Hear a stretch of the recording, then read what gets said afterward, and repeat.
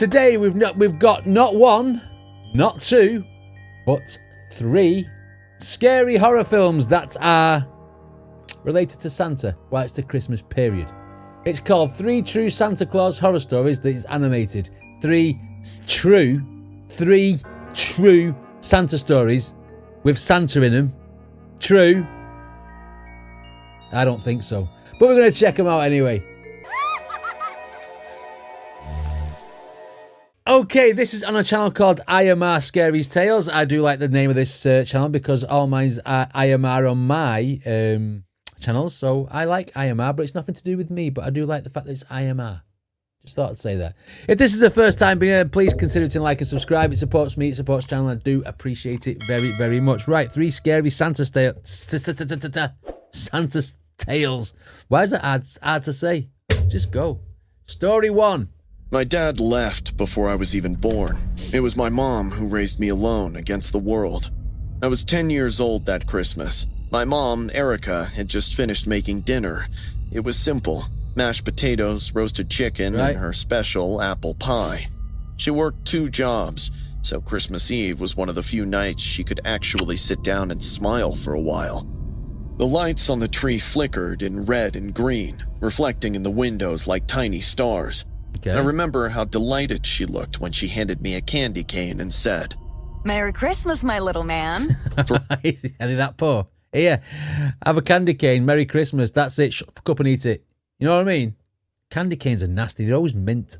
For a while, it was perfect, until we heard the knock. It was close to midnight. Mom frowned. That's strange. Who could it be this Santa can't get down the chimney. The knock came again, louder this time. Stay here, Noah. She whispered and went to the door. Who is it? Ho, ho, ho. Merry Christmas, ma'am. Delivery for your family. Covered in blood. My mother's brow furrowed. I didn't order anything. My mom looked through the peephole, and I watched color drain from her face. Her eyes widened. But before she could speak, the man outside started kicking our door like he was desperate to get in. I screamed, not knowing what was happening. My mom told me to hide, but I couldn't move. And Santa does need a dentist or a toothbrush for Christmas. You're right, Chris. After some violent kicks, our door gave in. Mom grabbed me to her chest, and we darted back to the corner, watching a man dressed in a bloodied Santa that's what you do, walk isn't it? into our living room. Corner yourself. His eyes looked empty, like he wasn't really there.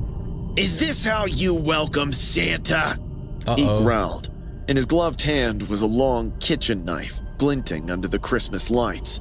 Mom shoved the table against him, sending plates crashing. Run, Noah! I froze. The man lunged, knocking the table aside like it was nothing. Mom grabbed my arm and pulled me into the kitchen. We ran, her bare feet slipping on the floor, my candy cane still clutched in my hand. Excuse me? Bare feet slipping on the floor, Why'd they draw on the fronts of his pants like that? That's slightly fucking disturbing, isn't it? I mean, seriously. Could you not have animated that a little bit better? As in, like, drawn it a bit different. Kid's called Noah, he's got a camel toe. Candy cane still clutched in my hand. She yanked open the pantry door. Inside, quick! We squeezed He'll never in find together, us in there. surrounded by cereal boxes and flour jars. She shut the door and pressed her hand over her mouth, whispering, "Don't make a sound." Through the slats, I saw him stalking through the kitchen. "I know you're hiding. Santa sees everything." Mom was trembling, but her eyes were sharp. She looked toward the back window, just a few feet away from the pantry. It was small, the kind that barely opened wide enough for a kid to slip through. As soon as the man's footsteps faded toward the basement door, Mom led me to the window. She kissed me on the forehead and whispered, "Listen to me, baby. You have to crawl out that window and run to the neighbors. Don't stop. Don't look back. Please ask them to contact the police." So a man comes in with a knife, they hide in a door that's got slats in it, and they're telling the kid to run to the neighbors. This is wrong franchise. This is inspired by the first Halloween film. "No, Mommy," I whispered, tears streaming down my face. Come with me. She shook her head, tears in her eyes too. I won't fit through. Just do what Mommy's saying, okay? I crawled onto the counter and pushed And as I tried to climb through the window, I got my upper torso through my arms, my shoulders, and then I felt a yank back as my camel toe would not fit through the hole in the window.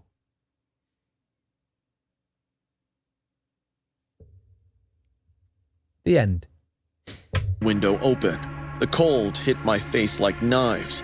I turned back, and that's when I saw it. The shadow moving behind her. Mom! The man burst from the basement door, grabbing her from behind. The knife glinted as he pulled her back, laughing. Where are you two going? Christmas just started. Is he from New She York? screamed. Run, Noah! Go! But the man grabbed me by the collar next, trying to pull me back in too. But Mom didn't let him. She kept kicking. She clawed at his face. Blood streaked across his cheek as she ripped off a handful of hair. The man howled in rage and let go of me, turning all of his fury on her. Uh-oh. I dropped She's into the getting snow stabbed. and ran barefoot through the yard. Behind me, I heard glass shattering, furniture breaking, and my mother's voice screaming. Oh, God. The neighbor's house was 2 doors down. I pounded on the door. When Mr. Harris opened it, I was shaking so hard I couldn't speak. Oh, man, Mommy's hurt. Call the cops. He called 911 immediately. I remember hiding under their Christmas tree while he locked the doors and turned off the lights. The sirens came minutes later, Okay. but it felt like hours. When the police got to our house, they found the front door broken and the living room trashed. The Christmas tree was on its side, ornaments shattered across the floor. The man dressed as Santa was lying unconscious near the fireplace, She's bleeding killed him. from his head. Mom had hit him with the heavy brass candlestick Go from the on, mantel. Mom.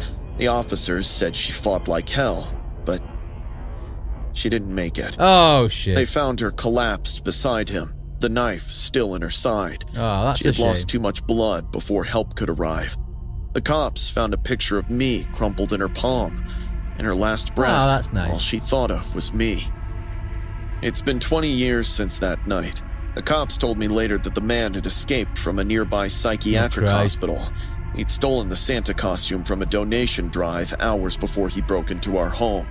He survived the blow to the head, but he's been in a secure facility ever since. Wow. Sometimes I wonder if he remembers what he did, but mostly Probably I not. wonder if Mom knew how brave she was in that moment, how she chose to die so I could live. I can't stand Christmas music anymore. Every night before I go to bed, I ask God why he took the person who wanted to stay. It wasn't Why God, do it we was the man. lose those who care? When my dad left me and never came back, never bothered to check on Mom or his kid, God did nothing. But the only person who tried to make ends meet by devoting her life to her son suffered such a vicious end. How can life be so unfair? Well, do you know what? I get that. Christmas used to be I get- simple in my house. Fucking Just pause. me, Mom, and I get that. You know what I mean? I mean, these are real true stories. Obviously, that's a crying shame. I like the fact that she fought like a lion and actually knocked him out. That was cool. I enjoyed the fact that she actually fought back. But the guy being like escaping from a psychiatric facility, if you like, if he's gonna be like schizophrenic, or he's two people, he ain't gonna remember what he's done. And if he's in there in the first place, he probably didn't remember what he'd done to get in there in the first place. So, but yeah, decent story. Different twist at the end I didn't see coming. I thought he was just going to kill her and that was it. But she exacted her revenge anyway. Story number 2. Let's go. Christmas used to be simple in my house. Just me, Mom, and Dad. We did not have a large family, so our holidays were peaceful. Watching movies, playing board games, enjoying Ludo. my mother's burnt sugar cookies, and my father feigning appreciation for them. That year, though, things were different. Dad said someone new would be joining us for Christmas dinner. He said the new guest was a cousin from his mother's side whom he hadn't seen for a long time. His name was George. When Uncle George arrived, Jesus something about Christ, him immediately look at George, man. Look at him. I can't tell whether he's ate too much or he's a crackhead. Looking like a bit of both, really, doesn't he? You wouldn't let him in your house, would you? Look at state. Jesus Christ. His name was George. When Uncle George arrived, something about him immediately felt off. He was tall, a little overweight, with thinning gray hair. His eyes were still, What's that, a but Joker? he blinked a lot. He came in wearing an old trench coat and carrying a single duffel bag. Dylan! I've heard so much about you! He hugged me before... As I said, as I've not been to sleep for 6 years. Look at them veins in his eyes, man. Before I could even react. His arms lingered too long, his breath hot against my neck. I pulled away quickly, forcing a smile. Mom glanced at Dad with a confused look, but Dad just shrugged like he didn't notice anything strange. Dinner was awkward. George kept saying a lot. Every few minutes he'd turn to me and ask pretty weird things, like how old I was or if I had a girlfriend. The way he looked at me while asking made my skin crawl. How old are you? Have you got a girlfriend? Uncle George needs his computer checking. It can't be just me who thought that. If I had a girlfriend. The way he looked at me while asking made my skin crawl. His eyelids just kept moving like butterflies. What the frickin' hell is he eating there? What's that supposed to be? Looks like frog spawn. It made his face look very freaky. At one point, he reached over to touch my hair and said, "You got strong features. You remind me of someone." I pushed my chair back and muttered, "Excuse me," before heading upstairs. Wow. Mom called after me, asking if I was okay. I just said I was worn out. Truth was, I hated him. I stayed in my room most of the night, playing games with my headphones on to drown out the noise downstairs. I fell asleep not long after. A baseball bat. Then, sometime past midnight, I woke up.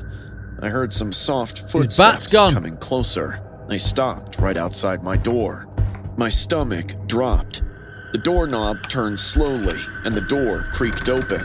Standing there, silhouetted by the hallway light, I'd have drop was kicked Uncle him. George.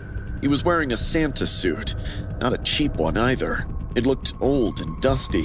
His beard hung crooked, and in his hands he held a red sack. What are you doing? I stammered. My name's Santa, and I've asked you about your age and everything else that I asked you, and if you had a girlfriend. And now I've come into your room after midnight to empty my sack. Uncle George is a wrong one. The red sack. What are you doing? I stammered. He grinned, stepping closer. Santa brought a gift for his favorite boy. You need to leave. Yeah, I said, you do. my voice shaking. He ignored me. He The set bat's the back. sack down, reached into it, and pulled out a small wrapped box. He held it out toward me again, blinking like crazy. Merry Christmas, Dylan. I've been waiting a long time to give you this. What is I it? didn't move. My heart was pounding so loud it hurt. He took another step, then another. Come on, he whispered. Just one more hug for Santa. That's when I screamed, the kind of scream that ripped straight from my chest before I even knew what I was doing. Mom and Dad came running. The hallway light flashed on and my dad's voice thundered. What the hell are you doing in here? Yeah. George flinched, but didn't move away. His hands were shaking now, his smile twitching. It's okay, he said softly. He knows me. We've always been close. Dad lunged forward and shoved him back. Get out of my house, George! Mom grabbed my arm, pulling me out of bed. I could barely breathe. George's Santa hat fell off as he stumbled toward the door. Okay. His face was pale, his eyes unfocused. You don't understand, he muttered, looking at me. I've known him since the day he was born. Dad I'm his shouted father. again. Get out before I call the cops. George backed toward the hallway, smiling faintly, his teeth yellow and uneven. You've been my favorite since the beginning, Dylan, he said. I am your father. You always have been. Then he turned and walked out, just like that. Down the stairs, through the front door, into the snow. Dad locked it behind him and immediately called the police. Yes. When the officers came, George was gone. They searched the area and even drove around the neighborhood, but there was no sign of him. His car was still parked outside, engine cold, but the driver's seat was empty. The duffel bag he'd brought was missing too. One of the cops Is it a stayed neighbor's to take house? statements. I sat on the couch wrapped in a blanket, my hands still shaking. Mom cried quietly in the kitchen, while Dad tried to explain what he knew. There wasn't much. He said George had called him a few days earlier, claiming to be a distant cousin who'd moved abroad decades ago. Right. He'd sounded harmless, just a lonely old man trying to reconnect. My dad never questioned it. But when the police ran his name, they couldn't find a George with the same last name anywhere it's in our like family Cable Guy. records.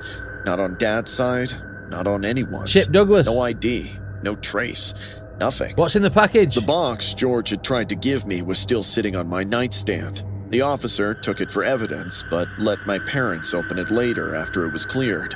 Inside was a photograph, a picture of a newborn baby wrapped in a blue blanket. Which is obviously The back was labeled Dylan. in messy handwriting. Dylan, 2008, my birth year. We had no idea where it came from. My parents stated that the photograph was not from them. It was not even taken at the hospital where I was born. For weeks afterward, I kept seeing flashes of that night in my head. His face, the red suit, Wrong the on him. sound of his voice when he said my name. I slept with the lights on until February. The police never found him. Occasionally, I try to tell myself he was just some crazy guy who got the wrong house. But deep down, I know that's not true. He knew too much. He knew me. But why did he know him? Hey? Is he his real dad? Maybe Dylan's dad needs to have a conversation with Dylan's mum. You know, like the conversation that Joseph should have had with the innkeeper in the Mary and Joseph story. It's not like they could took him on a talk show for a DNA test back then, does it? You know what I mean? These days, you can. Right. Interesting story. Creepy old man. At least nobody died. Story 3. Let's go. I'll never forget the Christmas sleepover when I was 12. It was supposed to be perfect. Hot cocoa, movies, matching pajamas, and staying up till midnight laughing with friends. My dad had gone all out that year. He put lights on the porch, hung stockings by the fireplace, and even rented one of those fake snow machines for the backyard. Okay. My best friends, Emily and Harper, came over at around 6. We baked cookies, made a mess in the kitchen, and built a blanket fort in the living room. Everything felt warm, cozy, and safe. Okay. Around midnight, we were in the fort watching Home Alone 2, when Emily suddenly Great froze and whispered that there was someone at the window. Harper and I turned toward the window. At first, I didn't see anything. Then, I noticed it, just beyond the frosty glass, standing near the tree line behind our fence. A man. He was dressed in a Santa suit. He wasn't moving, just standing there. That's creepy watching enough as us. it is, isn't it? You know what I mean? His face glowed red I mean, from look the at lights that. strung along the fence, making him look even creepier. Harper laughed Looks a bit like nervously, Gru from saying maybe Despicable Dad Me. was trying to scare us. I wanted to believe that. I really did. But Dad was upstairs folding laundry, and the way that figure stood so still, it didn't feel like a joke. We ran to the stairs and called for him. Dad? There's someone outside. Yeah. He came down immediately, half smiling like we were overreacting. Have a Liz, look. it's probably a neighbor or some guy walking his dog. But when he looked out the window himself, the man was gone. Mysteriously gone. See? Dad said. Just shadows playing tricks. We went back to the fort, but none of us could focus on the movie anymore. Every little creak made us jump. I tried to act brave for my friends, but deep down, I couldn't shake the image of that Santa standing in the snow. About half an hour later, we heard something else. It was a soft thump, followed by another, and it came from above. Soon, there was the sound of slow, deliberate footsteps on the roof. The fat gets trying to get down chimney, and he can't get his leg in, and now he's got stuck. That's where George went from the last story. Yes, Chris. Harper screamed. Emily started crying. I just stared at the ceiling. frozen. Dad burst out of his room, yelling, "What's going on?" We told That him guy's on the someone was roof. on the roof. He grabbed his jacket and flashlight, muttering something about raccoons, and ran outside. We watched through the front window as he circled the house, the beam of his flashlight cutting through the snow. Then, everything went quiet. A minute later, I heard a faint creak. It came from the attic. I felt my heart He's skip. in Did there. you guys hear that? I whispered. Before they could answer, a soft scraping noise came from above, like something or someone was crawling in the attic. We screamed for Dad. He came running back inside, his boots dripping, his flashlight trembling in his hand. We huddled in the hallway and watched my dad Go pull the beat attic him up, ladder Dad. down. The cold draft hit us from above. I'll never forget Dad's face when he aimed the flashlight upward. His voice dropped to a whisper. "Who opened the window?" We all stared. There was a small circular attic window, and it was pushed out. Snowflakes drifted in, and there were snowy footprints leading from the window into the darkness of the attic. Dad's voice shook as he said, "I'm calling the police." Do it. Before the cops arrived, Dad stood under the attic, grabbing a baseball bat. He could tell someone was inside the attic. When the cops finally showed up, they searched the property, starting with the attic. They were up there for maybe 5 minutes before one of them shouted that someone was hiding behind the old boxes. I didn't want to look, but state of I him. couldn't help it. They let a man down the ladder. Our next-door neighbor, Mr. Harlan. He was wearing a Santa coat, the hat still on his head, and his hands cuffed behind his back. His face was pale and sweaty, eyes darting around like he was trying to find a way out. Dad just stared, speechless. What's Mr. he doing in our Harlan had loft? always seemed harmless, a quiet, lonely guy who waved when we got the mail. Sometimes he'd bring us cookies or offer to shovel our driveway. I'd never He imagined looks a that bit wrong, to be honest. The officer opened the bag they'd found with him. Inside were clothes that belonged to us, a set of pajamas, socks, and even underwear. He's a clothes thief. They also found a Polaroid camera with a stack of photographs that were taken without our knowledge. Harlan took our photos when we were changing, and he hid in the attic to set up a secret camera in my bedroom for more future content. The guy's a wrong'un. He's a wrong'un. Wow, okay. You know what I mean when I say a wrong'un, don't you? Certain words we can't say on YouTube, but when I say a wrong'un, you know what I mean when I say a wrong'un. I guess. When the cops asked him why he did it, he just smiled and said, "Santa always watches the good girls." The whole room went silent. Dad put a hand on my shoulder and pulled me close. I'd never seen him so pale before. I could feel him shaking in anger And I punched him in the face. After they took Mr. Harlan away, the police stayed for a while, collecting the cameras and dusting for prints. That night, none of us slept. Dad sat up with us until sunrise, checking the locks every few minutes. He kept apologizing over Why and the over, guy's saying guy's he should been have arrested? believed us, that he should have noticed something sooner. Around 6 in the morning, the first light of Christmas Day crept through the blinds. Harper and Emily's parents came to pick them up.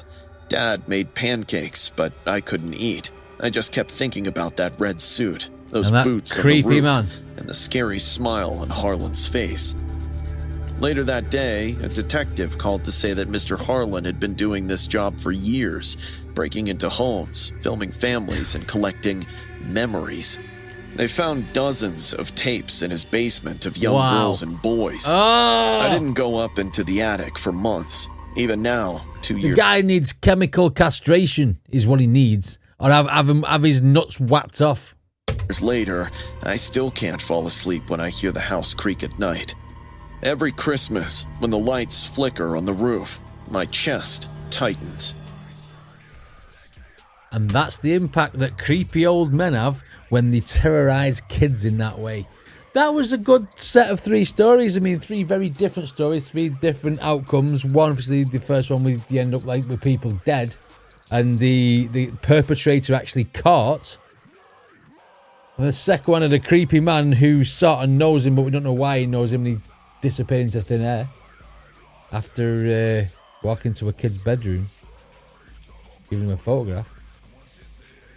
And then the last one, we have a wrong'un. Wow. Okay. Interesting though. If they are true stories, then, you know, they were very interesting. It was, yeah. I have to check out some more from this IMR Scary Tales channel. Anyway, what did you guys think? Let me know in the comments. Don't forget to check out the original video. Give it a like, give it a subscribe, follow the actual channel. If you want to stay around here and follow me too, I would appreciate that very, very much. See you in the next video.